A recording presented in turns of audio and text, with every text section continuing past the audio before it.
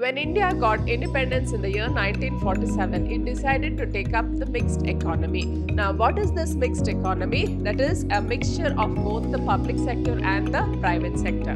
This was before the adoption of the LPG. Now, what is the full form of LPG? LPG means liberalization, privatization, and globalization. Through this public enterprises, the government wanted to contribute to the economic development of the country.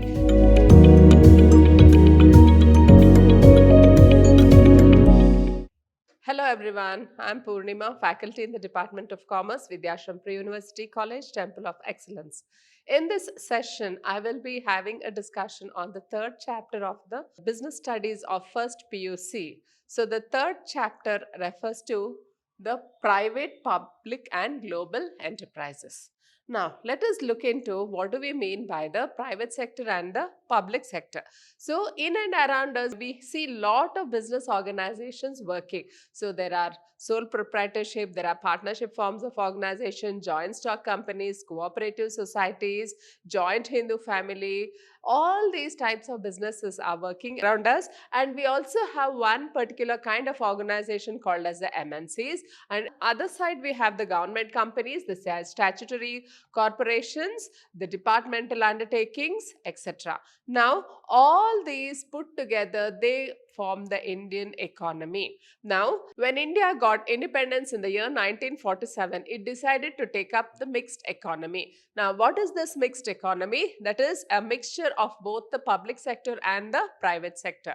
So, based on the 5-year plans and all the economic decisions taken for the development of the nation, the Indian government decided to go in for the mixed economy, where there will be some sectors which are very essential sectors for the public, so they will be handled by the public sector, and those sectors which are not so important, they will be given to the private sectors. So as such, we had both the public sector and the private sector working on same lines in the same economy. Now, this kind of economy wherein we have the both public and the private sector, we call it as the mixed economy. Now, let us have a look into what is the public sector and the private sector.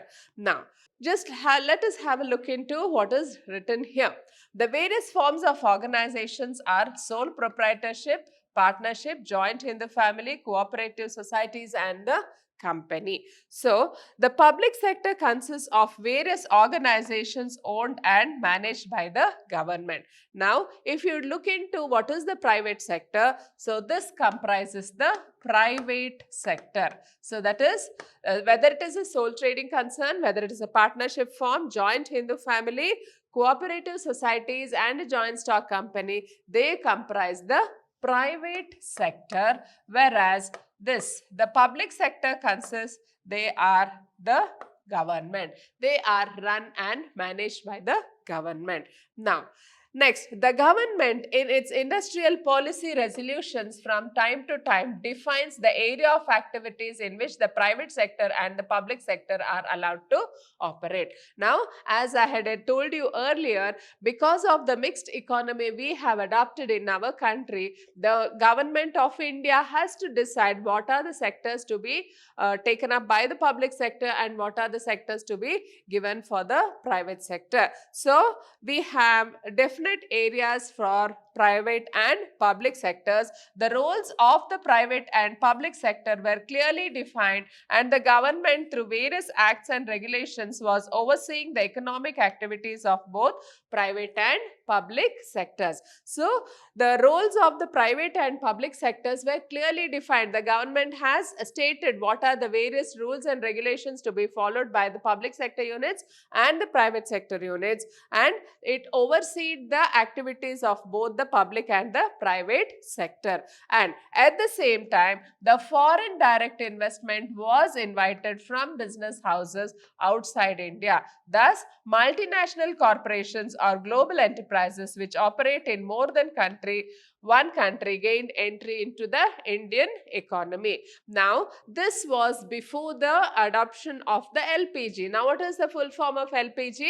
LPG means liberalization, privatization and globalization. Now, from independence, that is from 1947 to 1991, India was strictly against any foreign companies entering into India. So it thought that the best to protect the Indian industry, we had to just not allow any of the foreign companies to come and trade in India. So this was the setup during the year 1991, and the economy was fully in shambles. And then the Indian government decided to open its doors to the foreign companies to enter and trade with India. That is through the adoption of liberalization, privatization and globalization. So after the adoption of LPG, the Indian economy, it started developing in a very fast manner. So the pace of the economy started moving very fast, and now we are very advanced, or we have a very good thriving economy, a thriving market, and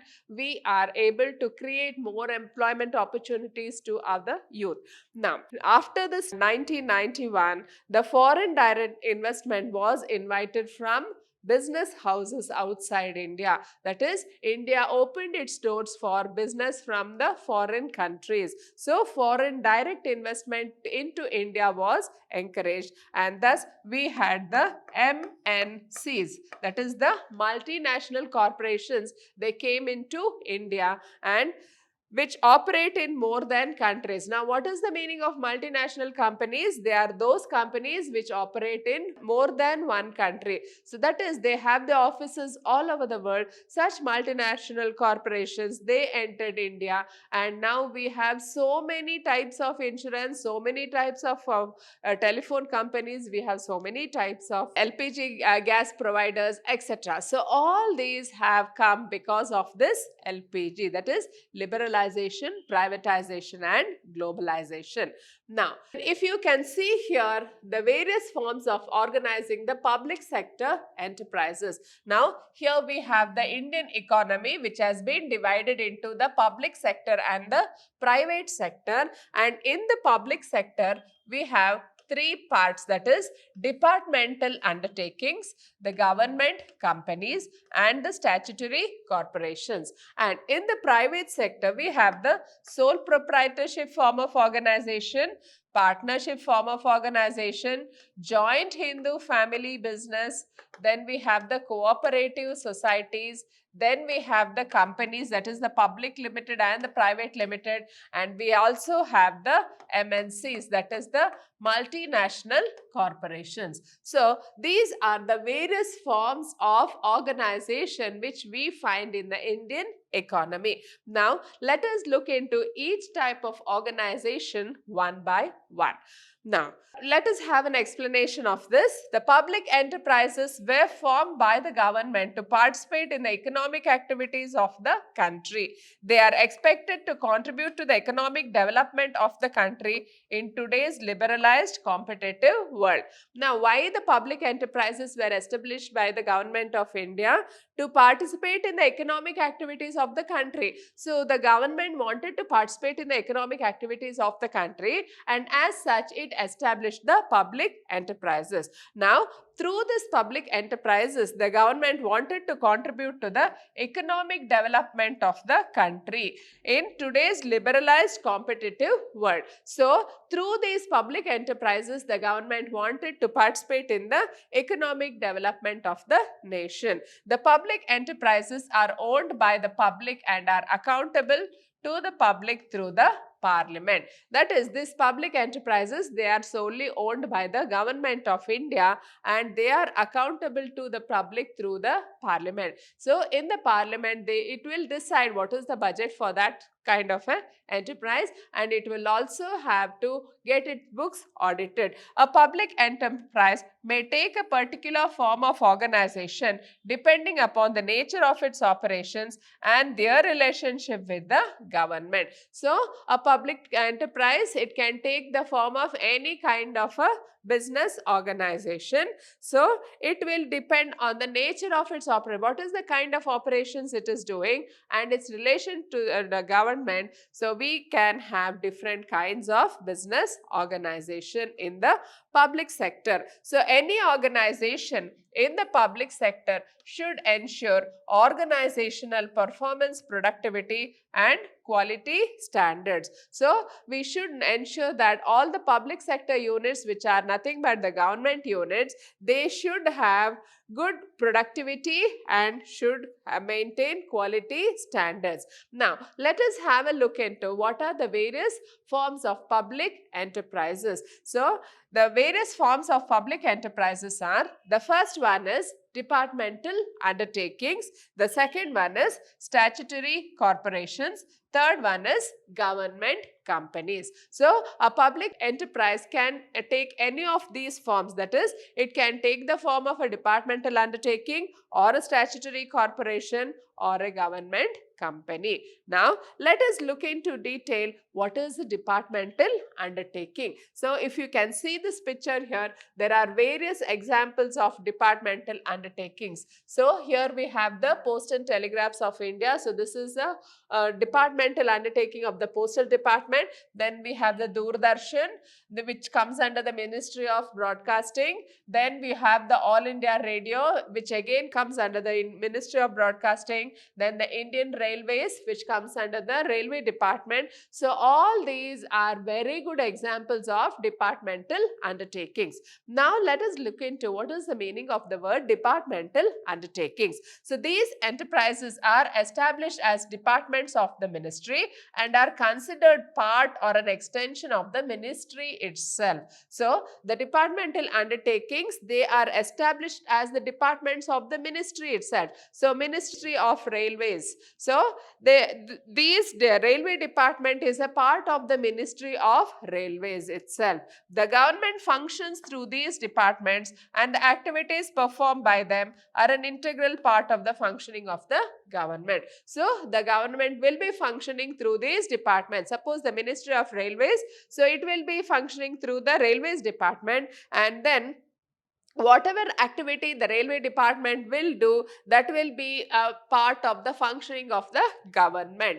Then, next, let us have an elaboration on the topic here. They have not been constituted as autonomous or independent institutions and as such are not independent legal entities. They act through the officers of the government and its employees are government employees. Now, if you can take the example of the Railways Department, so you will be able to understand better what is a departmental undertaking. So, as you all know that the Railway Department, they have a separate budget. Up till the last budget, they had a separate budget. But now the government has just shifted both. The railway budget has been combined with the regular budget of the country. So, we can see that how important it is, each of these departments. So, these departments or they have not been constituted as autonomous or independent institutions and as such are not independent legal entities.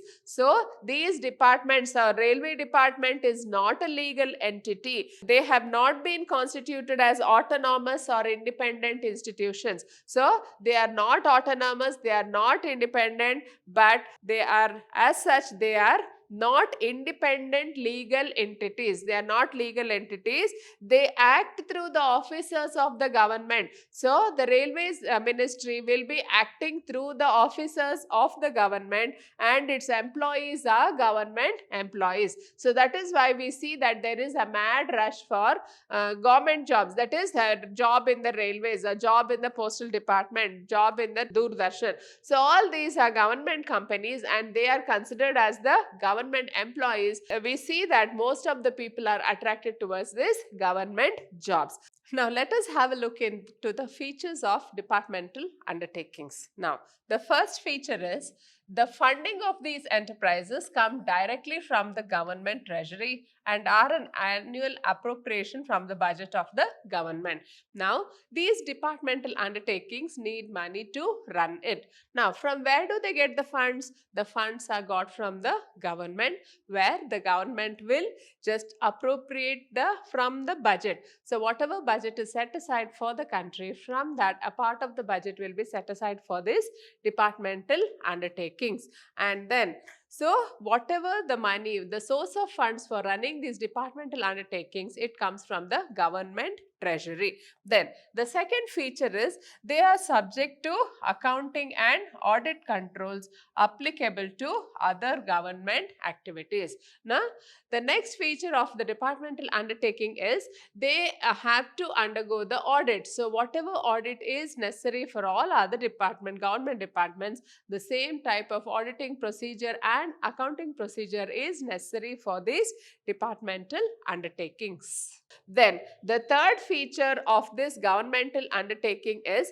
the employees of the enterprise are government servants and their recruitment and conditions of service are same as the employees directly under the government. So these departmental employees, they are considered as government servants and their recruitment and conditions of service are the same as any other regular government employees. Then the fourth feature of the departmental undertaking is it is generally considered to be a major subdivision of the government department and is subject to direct control of the ministry. So it is a major subdivision of the government department and it is subject to direct control. So the railway minister can directly control the affairs of the railway department. So it is a subdivision of that particular ministry and they are accountable to the ministry since their management is directly under the concerned ministry.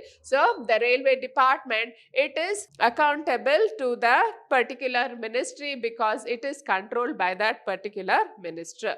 Then next, let us have a look into the merits of departmental undertakings. Now, what is the first merit? So, departmental undertakings have certain advantages which are as follows. Now, what are the advantages? So, these undertakings facilitate the parliament to exercise effective control over their operations. So, these undertakings facilitate the parliament to exercise effective control over their operations. So, the departmental undertakings, they are directly coming under that particular ministry and they have particular control over that particular department and they ensure high degree of public accountability. Now, why there is public accountability here?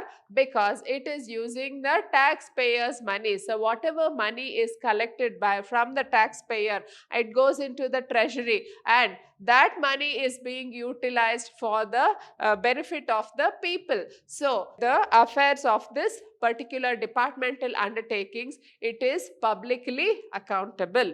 Then, the next merit of the departmental undertaking is the revenue earned by the enterprise goes directly to the treasury and hence it is a source of income for the government. So, whatever the revenue they are earning, the railways, they will be charging the fare for the passengers who will be traveling in the railways. So, whatever the fare that is corrected or whatever the income which is generated from that particular department, it will be going directly through the treasury and it will be an additional source of income to the government. Then, where national security is concerned, this form is most suitable since it is under the direct control and supervision of the concerned ministry. So, this form and organization is most suitable where the national security is in the risk. So, the best way of having a departmental undertaking for a view of national security is to have the departmental undertakings. Then, next, let us look into what are the limitations of departmental undertakings. Now, the first limitation is departmental undertakings fail to provide flexibility, which is essential for the smooth operation of business. So, we say that the departmental undertakings, they are independent, we say, but then they are not very independent and they are not very flexible. So, any decision which has to be taken by the railway department, they have to consult ministry. So, we can see that there is not much flexibility in operations of these kind of departmental undertakings because all the decisions, whatever has to be taken in the department, it will have to go to the government and then come back, and there is lot of red tapeism here. Then the second limitation of the departmental undertaking is the employees or heads of the department of such undertakings are not allowed to take independent decisions without the approval of the industry concerned. So any decisions regarding the department cannot be had by that particular head of that particular department. So it has to take the approval of the particular ministry before it is being adopted. Then the next limitation of the departmental undertaking is these enterprises are unable to take advantage of business opportunities. Why? Because the decisions are delayed. So whenever there is a business opportunity, these departmental undertakings cannot seize that opportunity because the decision making process is very, very slow. So they have to send the proposal to the ministry, and then it has to get approved, then come back, and then they have to take the decision. By the time the opportunity would have been lost, and this is one of the main drawbacks of this kind of a departmental undertakings. Then the fourth one is there is red tapeism in day-to-day operations, and no action can be taken unless it goes through the proper channels of authority. So there is red tapeism in day-to-day operations. What do you mean by red tapeism? Too much of rules and regulations to be followed even in day-to-day activities of the organization, and every single order or every single application, it will have to go through the proper channels of authority only. Otherwise, it will not be considered something which is very serious. It cannot be catered to very fast because of this red tapeism in these departmental undertakings. Then the next limitation is there is lot of political interference through the ministry. So there is lot of political interference here, and because of which these departments cannot function in the most efficient and effective manner. Then next limitation of departmental undertakings is these organizations are usually insensitive to consumer needs and do not provide adequate services to them. So they are not sensitive to the needs of the consumers. So they do not provide adequate services required by the consumers, and as such they are impersonal. So these are the various limitations of departmental undertakings. Hope you have just understood this session on public, private and global enterprises. Thank you.